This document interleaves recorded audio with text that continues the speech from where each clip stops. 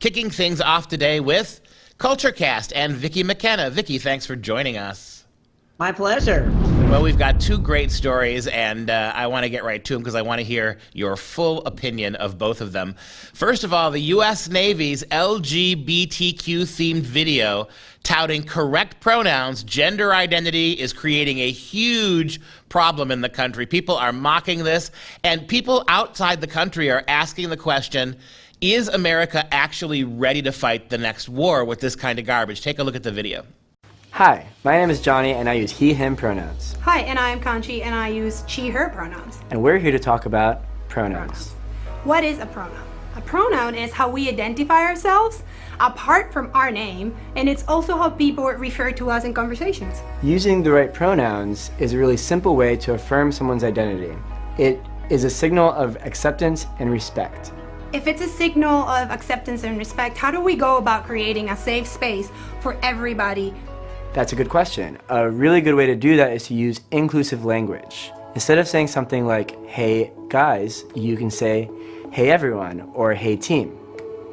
Yeah, and now that you say that, another way that we could show that we're allies and that we accept everybody is to maybe include our pronouns in our emails, or like we just did, introduce ourselves using our pronouns.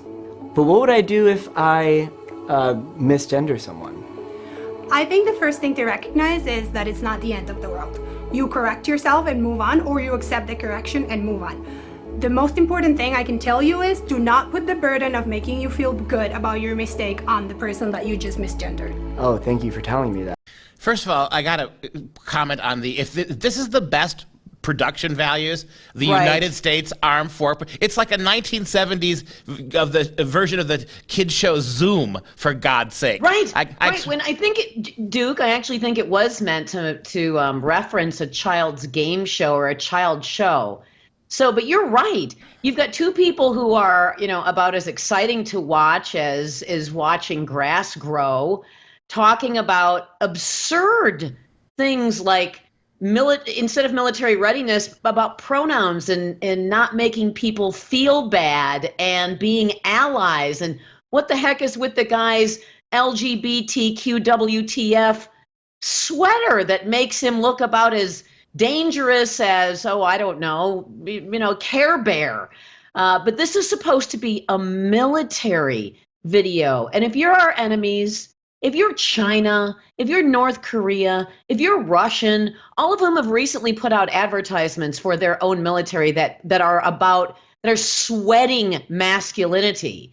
Do you look at the United States and say, oh yes, I'm really afraid that if we try to, let's say, take over Taiwan, China, that the United States is going to be in there to stop us cold? Not with these clowns, not with people who are more worried about being misgendered or misgendering someone. Imagine if the United States military ultimately becomes this and one of our troops gets, abducted, kidnapped, held hostage. Do you think that they're going to sit there and say, but my pronouns? This is so absurd. It turns everything about military readiness and the very concept of what a military is supposed to be on its head. Yeah, this is lap dancing on all fours to military superiority. Explain to me, and this is war. We're talking about the military whose primary function is to protect this country largely through warfare. And so the only thing they can come up with is allies. So here's a question for you, Vicki. What would the pronoun for the conquering Chinese be? Master? Overlord? What? That's the only thing they're concerned about. Right. So maybe they better start practicing that, because they're going to be referring to their new masters and overlords by whatever the heck those people demand. So this idea that this even matters at all. This isn't, the military isn't about you. There was another military recruitment video, I believe this one was for the Army, and it was a cartoon, like a Barbie cartoon of a young woman who decided that she wanted to join the military because the military could do favors for her.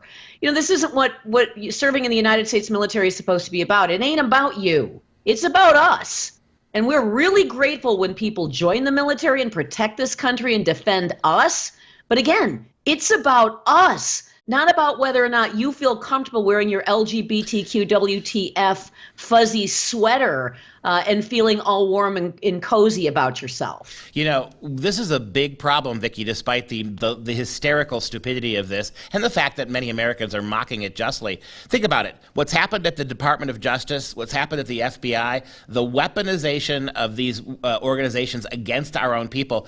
It's time to recognize the fact that our American military armed forces are in the hands of people who do not believe in military operations, who do not believe. And hate us. Yeah, and they don't like us. We are the enemy to these people, not the Chinese, not the Soviets, not Russia.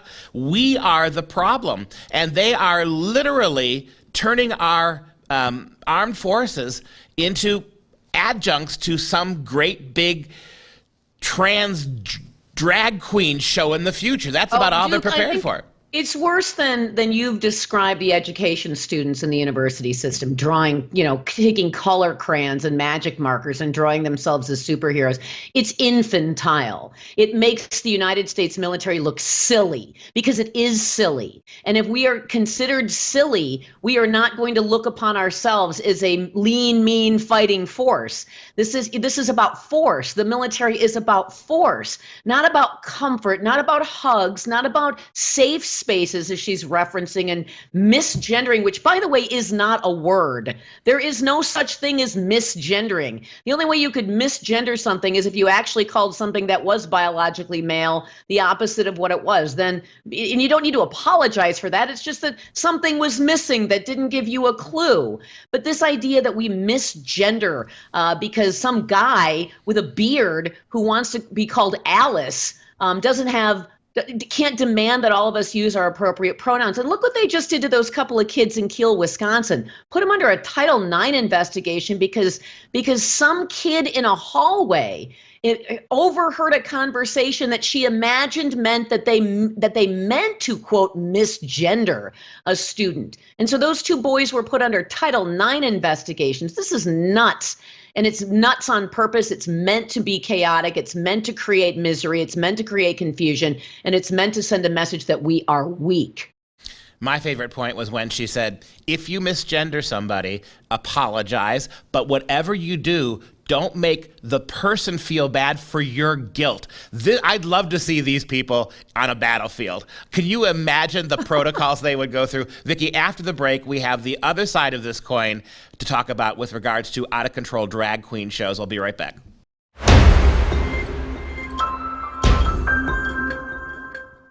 All right, back with Vicki McKenna and CultureCast. Vicki, we talked about a effeminate, let's just say LGBTQ ready army, which means a not ready army at all. And now we have to go back to revisit the idea of drag queen shows and children. We have a pretty appalling video here to show you. Let's start with this.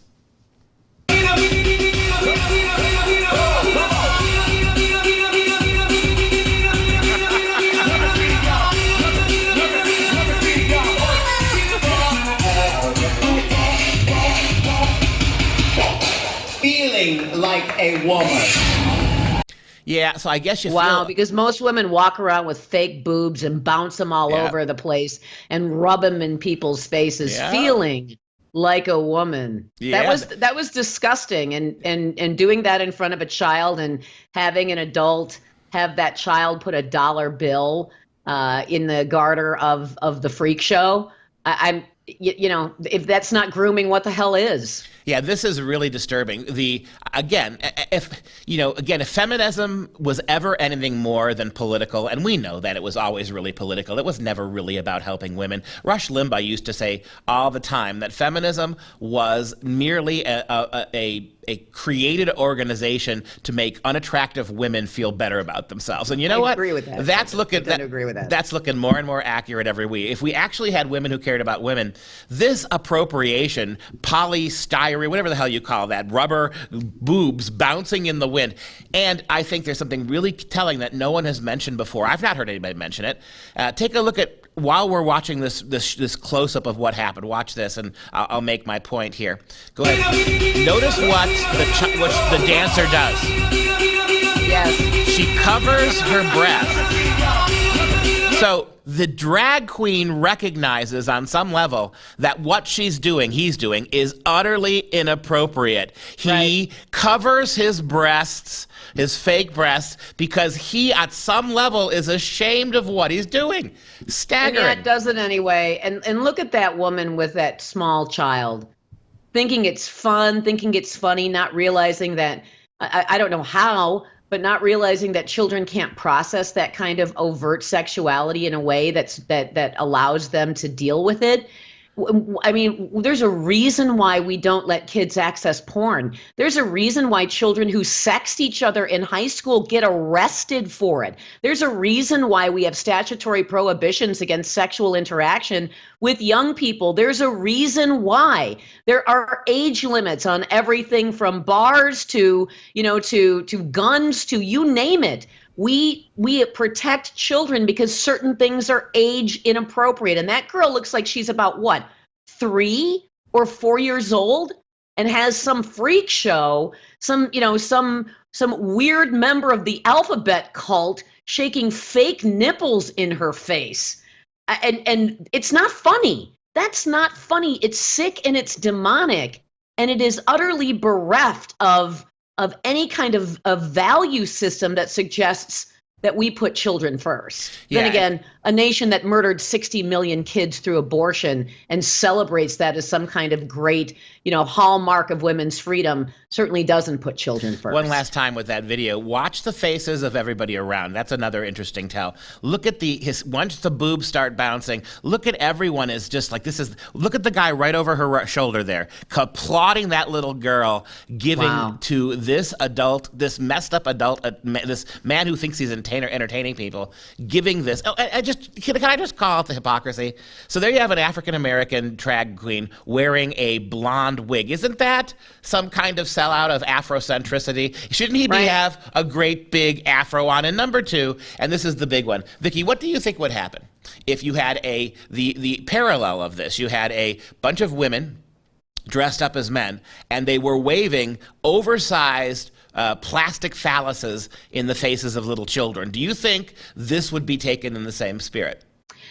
No, I think it would revile people even more. I think this reviles people. I think only people who are psychologically damaged or who think it's absolutely fine to sexualize children, in which case perverts, think that what that man did was all right. But yes, if women had done that, if women were walking around, in Speedo swimsuits with fake penises and then dropping trow and shaking them in front of people's faces and expecting dollar bills, yeah, that would revile people even more, even more harshly, which is probably why you're not going to see it. They use drag queens because drag queens are in the entertainment realm.